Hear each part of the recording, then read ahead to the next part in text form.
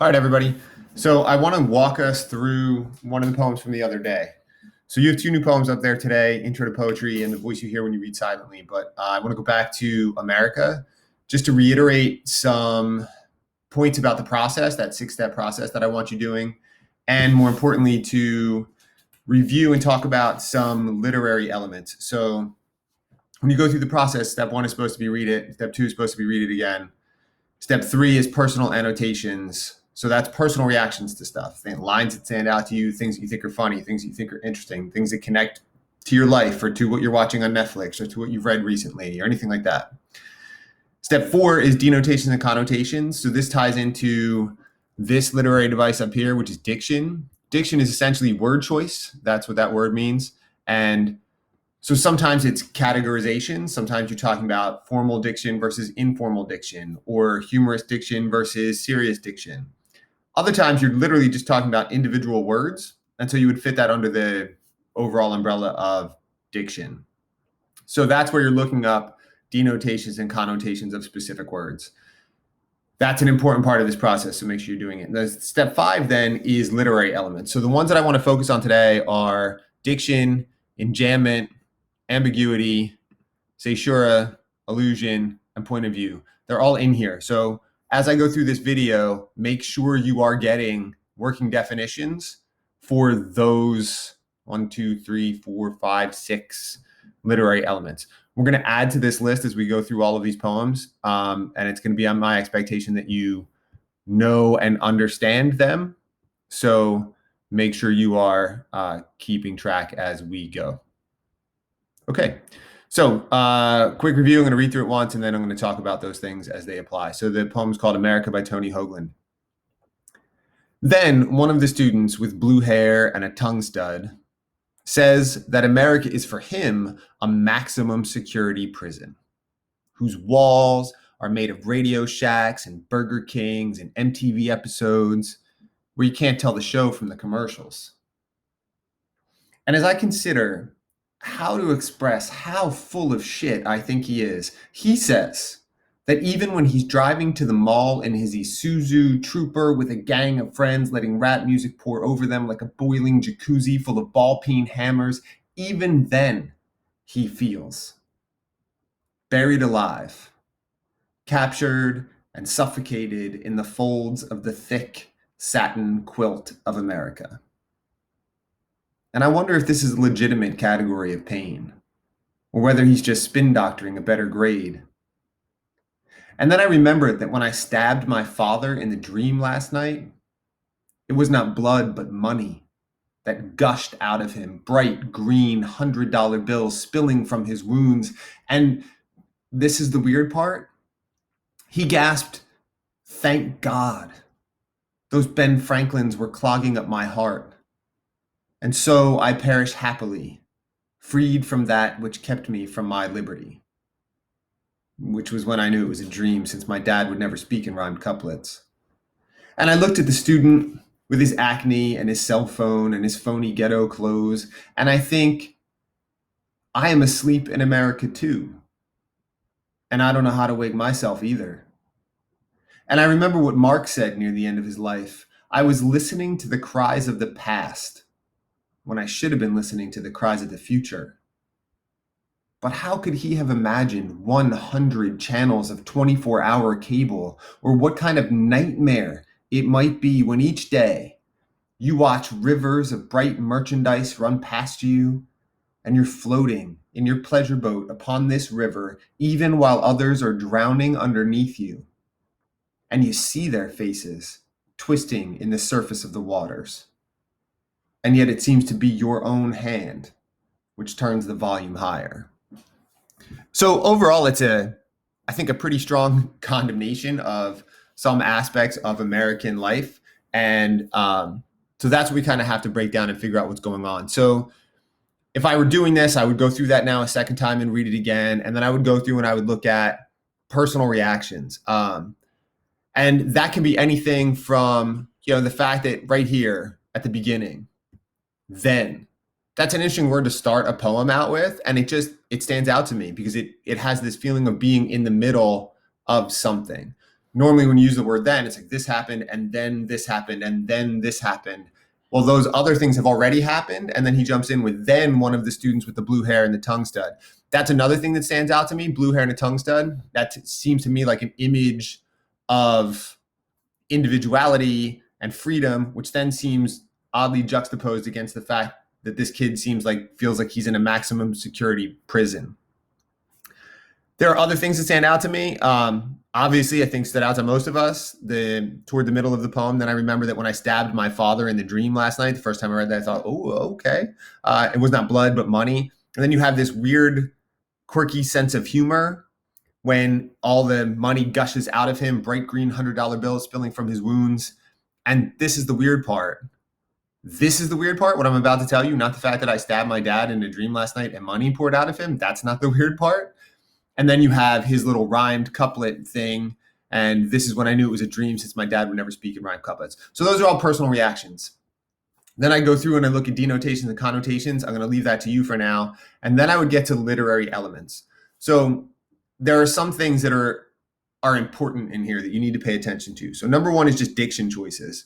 For this particular one, there are some diction aspects to me that come across as revealing of the speaker's attitude. So the use of this curse word here, we've talked about curse words before, but the fact that he uses it, I think, says something to the overall tone of what this guy is trying to say. I really like lines like ball peen hammers, boiling jacuzzi of ball peen hammers, but maybe I don't know what ball peen hammers are. So that's something I would have to go back and look at. But I like the way that sounds. So I'm going to let you kind of work through the diction aspect as well. Where are the words that stand out to you? Where do you think he's using words in order to create a certain effect? Are there words that sound informal? Are there words that sound more formal? Do you hear any tone switches at any point in the poem as a result of the language that he uses? But up here you have a thing called enjambment. So there are enjambed lines, that's enjambment, and there are end-stopped lines. End-stopped lines are cleverly named because they stop at the end, and enjambed lines means it spills from one line to the next. So a very good example of that is here. He says that even when he's driving to the mall in his Isuzu Trooper with a gang of his friends. So an Isuzu Trooper, that's the name of a car, Isuzu Trooper. Well, why, if the name of the car is an Isuzu Trooper, why break the line right here? That's a weird place to split the line. So that's an enjambed line. We have broken what should be a naturally occurring line. Think about like prose sentences. That should continue to the end, Trooper with a gang of his friends, and then maybe start the new line, letting rap music pour over them like a boiling blah, blah, blah, blah, blah. But instead, he's broken them up in these strange places. That's called enjambment. In this particular case, that enjambment creates what's called ambiguity. So ambiguity, we saw this in Romeo and Juliet. There was that line about when Juliet's talking to her mother, I never shall be happy till I behold him, dash, dead, dash, new line, is my poor heart so for a kinsman vexed? Well, by putting that dead at the end of the line, it allows the word dead to be used two different ways. I never shall be happy till I behold him dead. That's what Lady Capulet wants to hear because she's going to poison him. Or I never shall be happy till I behold him, dead is my poor heart, because she's lost Romeo. And so you have these two ways to read that same line. So one way to read this is the name of the car. Another way to read it is the name of the car stops here, driving to the mall in his Isuzu. And then he is a trooper with a gang of his friends, playing with this interesting use of language with trooper, which has like stormtrooper, military connotations to it, and gang, which has a less formal sort of street military connotation to it. As if he is a trooper with his gang of friends, letting rap music pour over them, blah, blah, blah. So that changes and gives this sort of militaristic feel to that line and allows trooper to be read as a noun for almost a soldier, like a foot soldier, or the second half of the title of the car. That's ambiguity, when lines are set up in a way where they can be read in two different ways simultaneously. A caesura is a break in the middle of a line. So there's a bunch of examples of this in here. Another one is right in that same little two-line stanza, like a boiling jacuzzi full of ball-peen hammers. This right here is a caesura. It is punctuation in the middle of a line meant to briefly slow things down. So you see, there's no punctuation in the middle.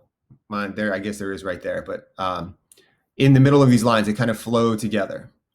But here you have this comma. Now it's not the most striking example of a caesura. We'll see better ones when we look at this poem called Those Winter Sundays by Robert Hayden. But by putting that pause there, it draws attention to what comes after it. Even then he feels buried alive, comma, captured and suffocated in the folds of the thick satin quilt of America.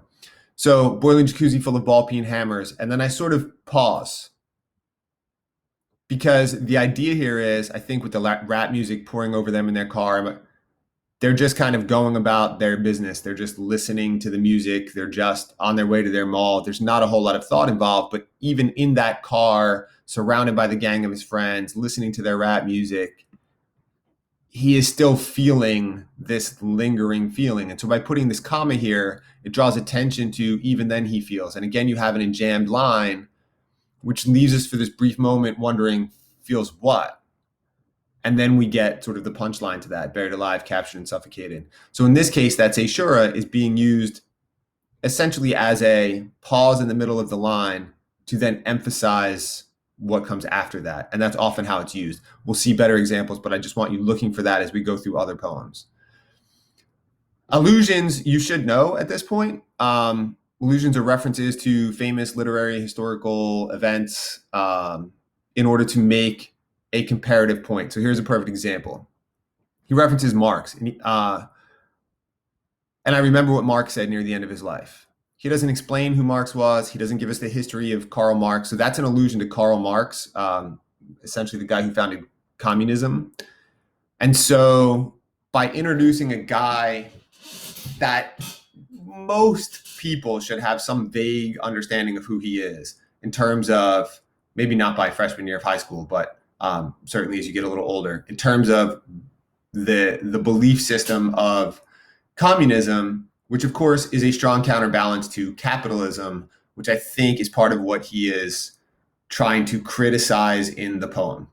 And so that's an allusion. It's just you drop his name in there and you expect the reader to use their understanding of that name in order to draw connections to what it is he's trying to say. And we'll talk a little bit more about why he uses that particular allusion. And then point of view, first person, second person, third person. So when he starts off, we're talking first person narrative. Then one of the students, he's telling us the story. And as I consider how to express, I think he is, it's a first person story. When I stabbed my father. And then what happens is when you get down here, things change. I was listening to the cries of the Pat. That's a quote. But how could he have imagined 24 hours and what kind of nightmare it might be when each day you watch rivers of bright merchandise run past you, and you are floating in your pleasure boat upon this river. Even all others are drowning underneath you, and you see their faces twisting in the surface of the waters, and yet it seems to be your own hand which turned the volume higher. By switching to that second person point of view and using you, again, first person is I, me, second person is you, third person is he, she, sort of a distant narrator. By switching to you, he's pointing the finger at all of us reading this poem. And I think that's an important aspect of what he's doing.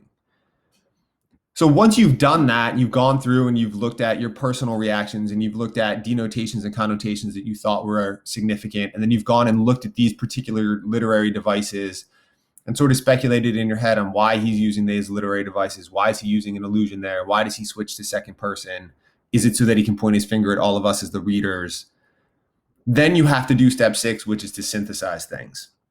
And that I don't want to give you an answer to yet. That's what I want you to come up with. So that's a clarification for today on that step 5, what I want you doing with the literary elements. So you should obviously know things like alliteration, onomatopoeia, if you see it, similes, metaphors. Those are ones that everybody should know. And now you've got on top of that diction, enjambment, or end stop lines, depending on how you're handling it, ambiguity, caesura, allusion, and point of view. So as we move forward, that list I want you applying to the other poems that you read. So look for those things when you get to part 5. And then we're going to continue to expand that list as we go.